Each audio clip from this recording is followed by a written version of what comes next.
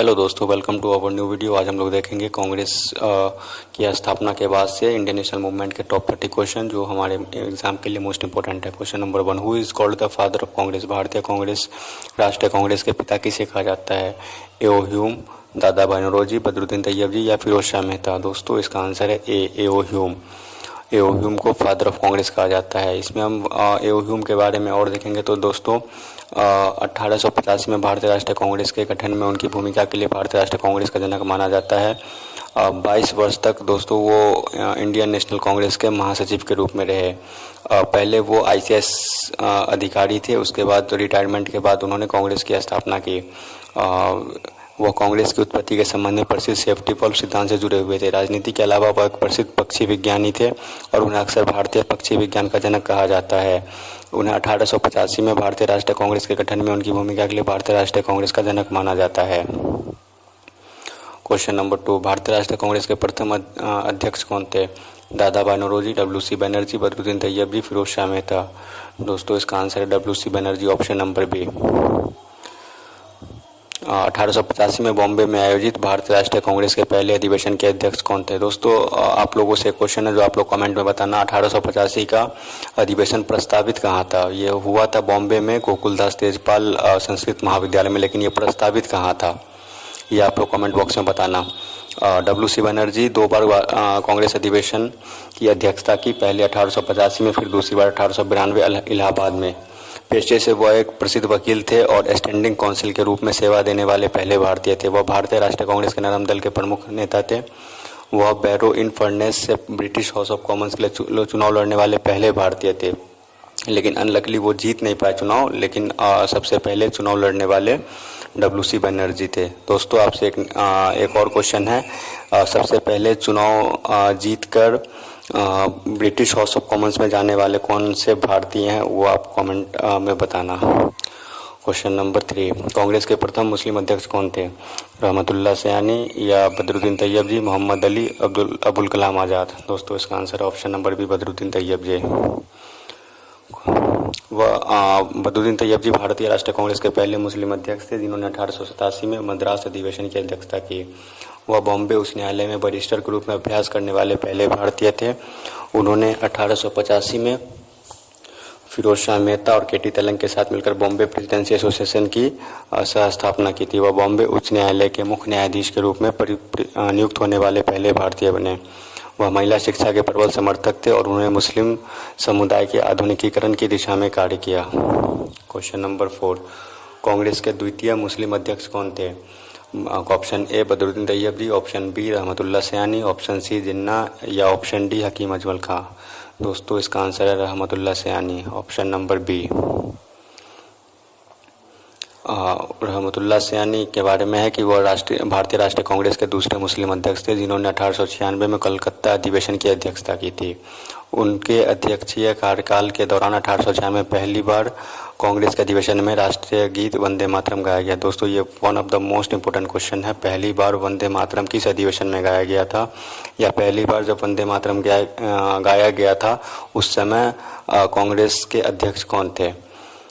तो उसका आंसर है बदरुद्दीन तैयब जी, रहमतुल्लाह सयानी। वह भारतीय राष्ट्रीय कांग्रेस के नरम दल गुट के संबंधित एक प्रमुख नेता थे। उन्होंने बॉम्बे विधान परिषद और इंपीरियल लेजिस्लेटिव काउंसिल के सदस्य के रूप में कार्य किया। उन्होंने भारत में मुस्लिम समुदाय के बीच पश्चिमी शिक्षा को बढ़ावा देने की महत्वपूर्ण भूमिका निभाई। वह भारतीय राष्ट्रीय कांग्रेस के दूसरे मुस्लिम अध्यक्ष थे जिन्होंने 1896 में कलकत्ता अधिवेशन की अध्यक्षता की। क्वेश्चन नंबर 5, 1888 में इलाहाबाद अधिवेशन हेतु स्थान न देने पर किस राजा ने सहायता की? दोस्तों कांग्रेस की स्थापना जो ह्यूम ने की थी वो 3 साल के लिए की थी। 3 साल में मीडिएटर के रूप में जो भी प्रॉब्लम है उसको सॉल्व करने के लिए एक मीडिएटर के रूप में किया था, लेकिन कांग्रेस ने इस चीज़ को कंटिन्यू रखा, जिस वजह से गवर्नर कॉल्विन थे उस टाइम में जिन्होंने इनको कांग्रेस को कोई भी प्लेस देने से मना कर दिया, जिसके पास उसके बाद जो है दरभंगा महाराज, ऑप्शन नंबर बी, जिसका आंसर है दरभंगा महाराज ने लोधर काउंसिल खरीदकर कांग्रेस को दान में दिया, जिसके बाद कांग्रेस की मीटिंग हुई। तो दरभंगा महाराज के बारे में वो कांग्रेस के प्रमुख परोपकारी संरक्षक थे। उन्होंने 1888 में इलाहाबाद अधिवेशन में लोधर काउंसिल उपलब्ध कराया था। ये नाम भी इम्पोर्टेंट है दोस्तों, लोधर काउंसिल। और जब अंग्रेजों ने 1888 में अधिवेशन को रोकने की कोशिश की तो उन्होंने विशेष रूप से कांग्रेस प्रतिनिधियों की मेजबानी के लिए लोधर काउंसिल खरीदा था।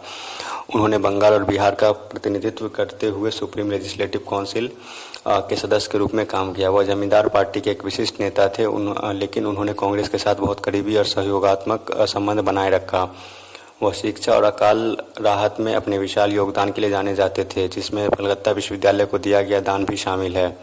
वह कांग्रेस के एक प्रमुख परोपकारी संरक्षक थे। क्वेश्चन नंबर 6, कांग्रेस के प्रथम महिला अध्यक्ष कौन थे? सरोजनी नायडू, एनी बेसेंट, नेली सेनगुप्ता या कमला नेहरू? दोस्तों कांग्रेस की प्रथम महिला अध्यक्ष थी एनी बेसेंट। 1917 में कलकत्ता अधिवेशन की अध्यक्षता करने वाली भारतीय राष्ट्रीय कांग्रेस की पहली महिला अध्यक्ष थी। उन्होंने ब्रिटिश साम्राज्य के भीतर भारत के लिए एक स्वशासन की मांग करने के लिए 1916 में होम रूल लीग शुरू की। उन्होंने 1898 में वाराणसी में सेंट्रल हिंदू कॉलेज की स्थापना की, जो बाद में बनारस हिंदू विश्वविद्यालय बन गया। वह थियोसॉफिकल सोसाइटी की एक प्रमुख नेता थी और कई वर्षों तक उनकी अध्यक्ष रही। उन्होंने अपने राजनीतिक विचारों को फैलाने के लिए न्यू इंडिया और कॉमनवेल्थ नामक दो प्रसिद्ध समाचार पत्र प्रकाशित किया। ये दोनों जो है पत्रिका बहुत मोस्ट इम्पोर्टेंट है। इसको न्यू इंडिया और कॉमनवेल्थ, इसको याद रखेंगे आप लोग। 1917 के कलकत्ता अधिवेशन की अध्यक्षता करने वाली भारतीय राष्ट्रीय कांग्रेस की पहली महिला अध्यक्ष बनी। क्वेश्चन नंबर 7, भारतीय मूल की प्रथम महिला कांग्रेस अध्यक्ष कौन थी? दोस्तों वो इंडियन नहीं थी, लेकिन जो Indian first women president of Congress कौन है? एनी बेसेंट, सरोजनी नायडू, विजयलक्ष्मी पंडित, कस्तूरबा गांधी। एलिमिनेशन मेथड से हम लोग एनी बेसेंट को कट कर देंगे क्योंकि ये 1917 में बन चुकी है और इंडियन नहीं है। सरोजनी नायडू, विजयलक्ष्मी पंडित और कस्तूरबा गांधी। तो दोस्तों इसका आंसर है Sarojini Naidu, option number B. Sarojini Naidu 1925 में कानपुर अधिवेशन में भारतीय राष्ट्रीय कांग्रेस के अध्यक्ष बनने वाली पहली भारतीय महिला थी। उन्हें किसी भारतीय राज्य संयुक्त प्रांत अब उत्तर प्रदेश, जो कि अब उत्तर प्रदेश है, की पहली महिला राज्यपाल के रूप में नियुक्त किया गया था। उन्हें भारत कोकिला के नाम से भी जाना जाता है। वह एक प्रसिद्ध कवयित्री थी। उन्होंने द गोल्डन थ्रेशोल्ड लिखी थी। उन्होंने सविना अवज्ञा आंदोलन की प्रमुख भूमिका निभाई थी और 1930 में धड़साना सत्याग्रह की नेतृत्व किया। उनके योगदान के सम्मान में उनके जन्म दिवस 13 फरवरी को भारत में राष्ट्रीय महिला दिवस के रूप में मनाया जाता है। दोस्तों ये भी बहुत इंपॉर्टेंट क्वेश्चन है, राष्ट्रीय महिला दिवस किनके उपलक्ष्य में मनाया जाता है? तो सरोजनी नायडू। वह 1925 में कानपुर अधिवेशन में भारतीय राष्ट्रीय कांग्रेस के अध्यक्ष बनने वाली पहली भारतीय महिला थे। Question number 8, new lamps for old किसने लिखा है? तिलक, अरबिंदो घोष, बिपिन चंद्र पाल या गोखले? दोस्तों इसका आंसर है Aurobindo Ghosh. New lamps for old जो है अरबिंदो घोष ने लिखा है। अरबिंदो घोष गरम दल के एक प्रमुख नेता थे और उन्होंने अपने नरमपंथियों की नीति का कड़ा विरोध किया था। उन्होंने नरमपंथी राजनीति की आलोचना करने के लिए हिंदू प्रकाश पत्रिका में न्यू लैम्प्स फॉर ओल्ड शीर्षक से लेखों का एक श्रृंखला लिखी थी। उन्होंने अलीपुर बमकांड 1908 में सिलसिले में गिरफ्तार किया गया था, लेकिन बाद में उन्हें बरी कर दिया। उन्होंने अंग्रेजी दैनिक समाचार पत्र वंदे मातरम का संपादन किया, जो कट्टरपंथी राष्ट्रवाद की एक शक्तिशाली आवाज बना। जीवन के उत्तरार्ध में इन्होंने राजनीति से संन्यास ले लिया और आध्यात्मिक कार्य के लिए अरबिंदो आश्रम की स्थापना करने पांडिचेरी चले गए। वह गरम दल के एक प्रमुख नेता थे और उन्होंने नरमपंथियों की नीतियों का कड़ा विरोध किया था। क्वेश्चन नंबर 9, अनुशीलन समिति की स्थापना कब हुई थी? और 1902, 1905, 1906 या 1907? दोस्तों इसका आंसर है 1902। 1902 में बंगाल में स्थापित एक प्रमुख क्रांतिकारी गुप्त संस्था थी, जिनका उद्देश्य बलपूर्वक ब्रिटिश शासन को समाप्त करना था। इस समिति की स्थापना प्रथम मित्र ने जतीन्द्र नाथ बनर्जी और बरिंद्र कुमार घोष के साथ मिलकर की थी। इनकी विचारधारा बंकिम चंद्र चट्टोपाध्याय के लेखन और स्वामी विवेकानंद की शिक्षाओं से गहराई से प्रेरित थी। यह समूह दो मुख्य शाखाओं के माध्यम से कार्य करता था, कलकत्ता अनुशीलन समिति और ढाका अनुशीलन समिति। समिति के सदस्य प्रसिद्ध अलीपुर बमकांड में शामिल थे और उन्होंने क्रांतिकारी पत्रिका युगांतर का प्रकाशन किया था। दोस्तों ये भी मोस्ट इंपोर्टेंट क्वेश्चन है, युगांतर का प्रकाशन किसने किया था? 1902 में बंगाल में स्थापित एक प्रमुख क्रांतिकारी गुप्त संस्था थी, जिनके उद्देश्य बलपूर्वक ब्रिटिश शासन को समाप्त करना था।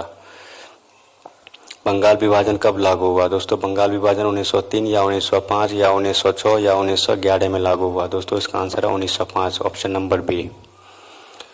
बंगाल विभाजन की घोषणा लॉर्ड कर्जन द्वारा 19 जुलाई 1905 को की गई थी और यह 16 अक्टूबर 1905 को प्रभावी हुआ। दोस्तों इस डेट को भी हम लोग याद रखेंगे 19 जुलाई 1905, 19 जुलाई 1905, क्योंकि बंगाल विभाजन की घोषणा कर्जन ने 19 जुलाई 1905 को की थी। इसका आधिकारिक कारण प्रशासनिक सुविधा बताया गया था, लेकिन वास्तविक उद्देश्य से राष्ट्रवादी आंदोलन को कमजोर करना और हिंदू मुस्लिमों को विभाजित करना था। 16 अक्टूबर 1905 को शोक दिवस के रूप में मनाया गया था, जहां लोगों ने एकता के प्रतीक के रूप में एक दूसरे को राखी बांधी। विभाजन के कारण स्वदेशी आंदोलन की शुरुआत हुई और ब्रिटिश वस्तुओं का बहिष्कार किया गया, जिसमें तिलक और बीसी पाल जैसे नेताओं ने लोकप्रिय बनाया। तीव्र विरोध के कारण अंततः 1911 में दिल्ली दरबार के दौरान लॉर्ड हार्डिंग द्वितीय द्वारा विभाजन को रद्द कर दिया गया। बंगाल विभाजन की घोषणा लॉर्ड कर्जन द्वारा 19 जुलाई 1905 को की गई और यह 16 अक्टूबर 1905 को प्रभावी हुआ था। क्वेश्चन नंबर 11, मुस्लिम लीग की स्थापना कब हुई थी? दोस्तों 1905, 1906, 1907 या 1909? इसका आंसर है 1906, 30 दिसंबर 1906। ऑल इंडिया मुस्लिम लीग की स्थापना 30 दिसंबर 1906 को ढाका, जो कि अब बांग्लादेश में है, वहाँ पे स्थापना हुई थी। इसके प्राथमिक संस्थापक ढाका के नवाब समीउल्लाह खान, साथ ही आगा खान तीन और नवाब मोहसिन उल मुल्क भी शामिल थे। आगा खान तीन को मुस्लिम लीग के पहले अस्थायी अध्यक्ष के रूप में नियुक्त किया गया था। इनकी मुख्य मांगों में से एक मुस्लिम के लिए पृथक निर्वाचन मंडल की मांग थी, जिसे अंग्रेजों ने 1909 में पार्लियामेंटो सुधार के रूप में स्वीकार कर लिया और मुस्लिमों को पृथक निर्वाचन दे दिया गया। लीग का मुख्यालय शुरू में लखनऊ में स्थापित किया गया था। ऑल इंडिया मुस्लिम लीग की स्थापना 30 दिसंबर 1906 को ढाका, जो कि बांग्लादेश में हुई थी, 30 दिसंबर 1906 इसका आंसर है। क्वेश्चन नंबर 12, कांग्रेस का गरम दल नरम दल विभाजन कब हुआ था? 1905, 1906, 1907 या 1908? दोस्तों 1907 में सूरत अधिवेशन में कांग्रेस का विभाजन हो गया था, जो गरम दल और नरम दल आपस में बट गए। इस अधिवेशन की अध्यक्षता रास बिहारी घोष ने की थी। रास बिहारी घोष, हम लोग नाम याद रखेंगे। रास बिहारी घोष जब ये अध्यक्षता कर रहे थे, उसी टाइम नरम दल और गरम दल में विभाजन हुआ था। कांग्रेस दो समूह में विभाजित हो गई, नरम दल और गरम दल। इसका मुख्य कारण आंदोलन के तरीकों और अध्यक्षता के उम्मीदवार लाला लाजपत राय बनाम रास बिहारी घोष को लेकर असहमति थी। दोनों गुट अंततः 9 साल के बाद 1916 में लखनऊ समझौता में फिर से एकजुट हुए। भारतीय राष्ट्रीय कांग्रेस का विभाजन 1907 में हुआ था। क्वेश्चन नंबर 13, मुजफ्फरपुर बमकांड कब हुआ था?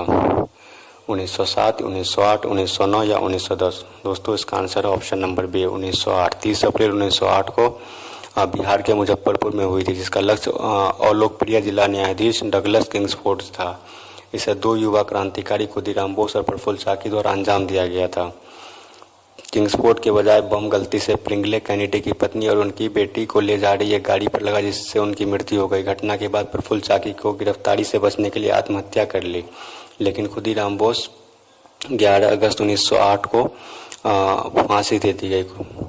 खुदीराम बोस 18 वर्ष की आयु में भारतीय स्वतंत्रता आंदोलन के सबसे कम उम्र के शहीदों में से एक बन गए। यह घटना 30 अप्रैल 1908 को मुजफ्फरपुर में हुई थी। क्वेश्चन नंबर 14, पृथक निर्वाचन मंडल कब लागू किया गया था? दोस्तों पृथक निर्वाचन मंडल 1909 में लागू किया गया था, जिसमें मुस्लिमों को पृथक निर्वाचन की सुविधा दे दी गई थी। इसका अर्थ एक ऐसी व्यवस्था थी जिसमें एक विशिष्ट समुदाय जैसे मुस्लिम आरक्षित सीटों पर केवल अपने ही समुदाय के उम्मीदवारों को वोट देते थे।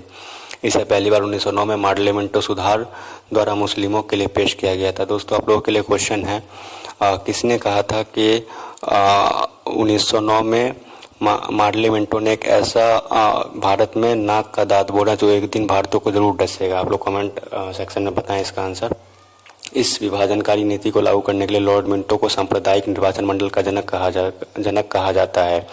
मॉन्टेग्यू चम्सफोर्ड सुधार 1919 में पृथक निर्वाचन मंडल का विस्तार सिखों, भारतीय ईसाइयों, एंग्लो इंडियन और यूरोपियनों तक कर दिया गया।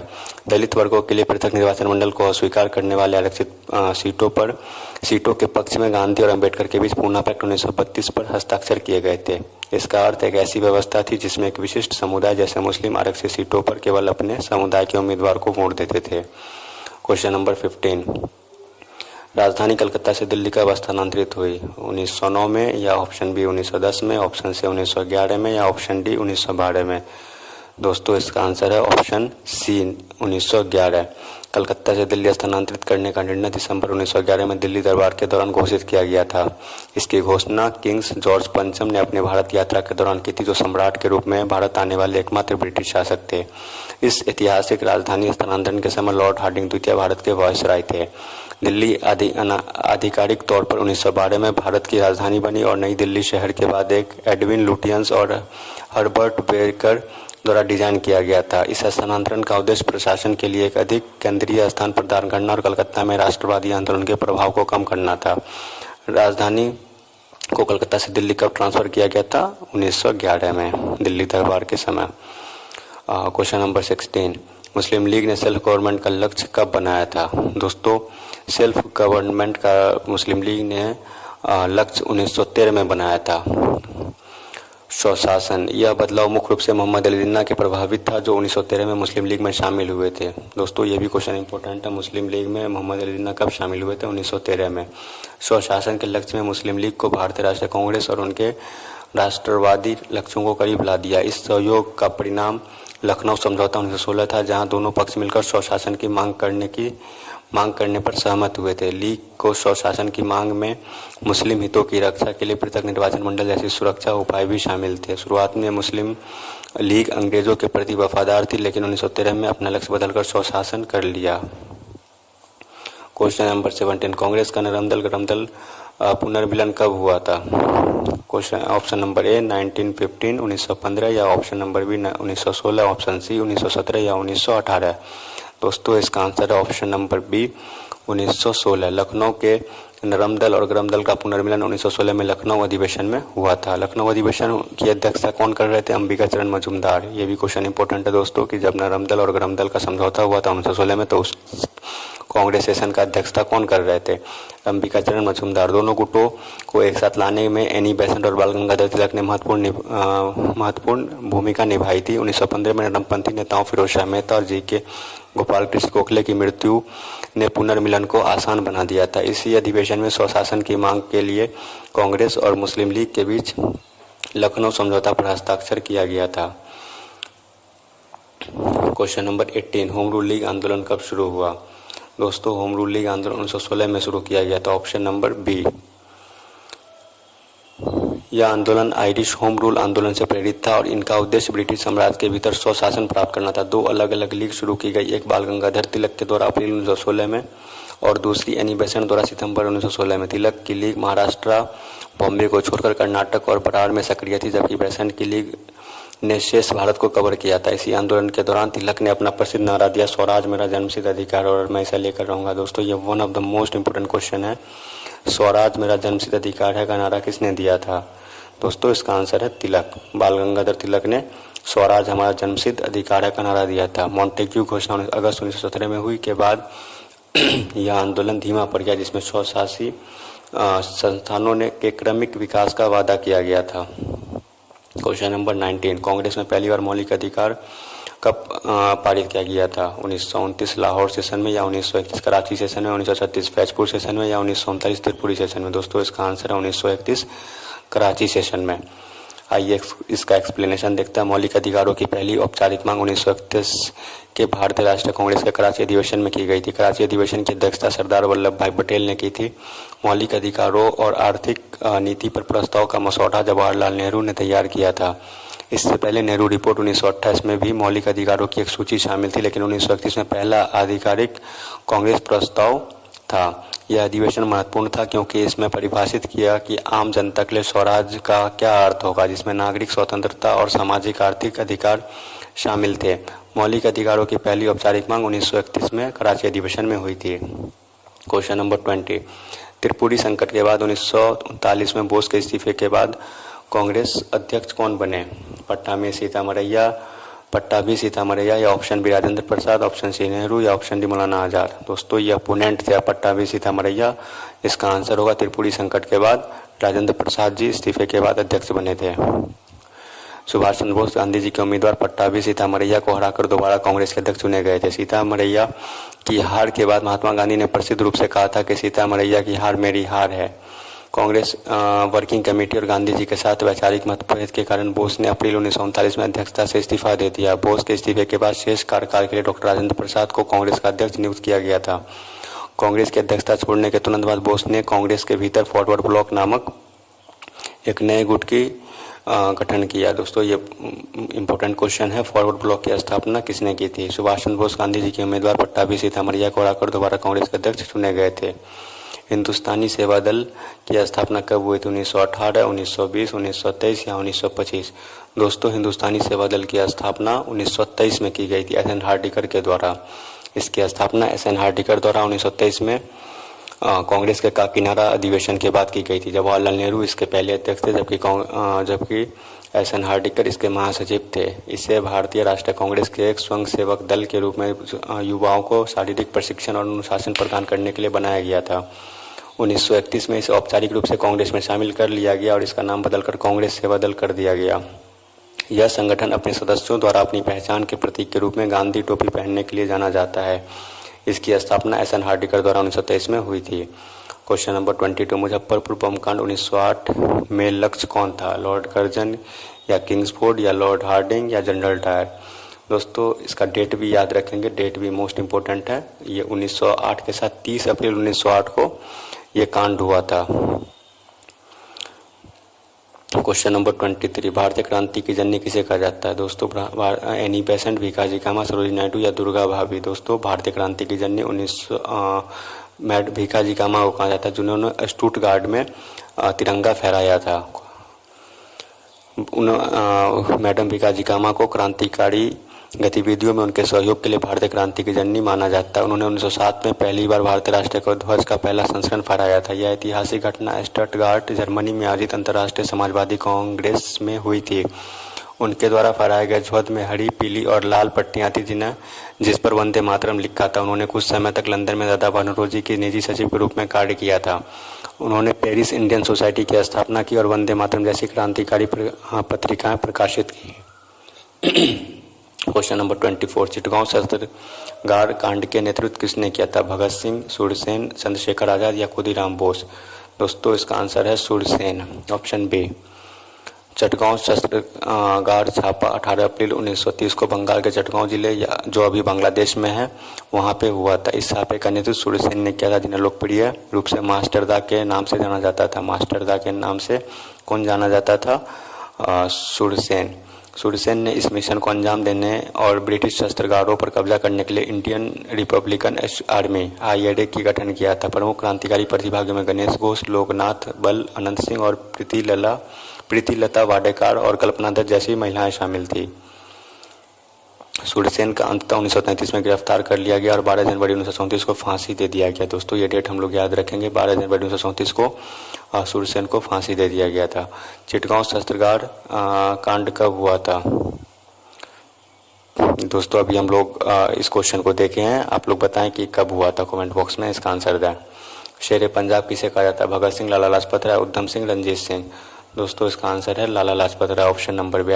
इसका डिटेल एक्सप्लेनेशन देखते हैं। भारतीय राष्ट्रीय आंदोलन के संदर्भ में लाला लाजपत राय को सबसे अधिक शेर पंजाब या पंजाब केसरी के रूप में जाना जाता है।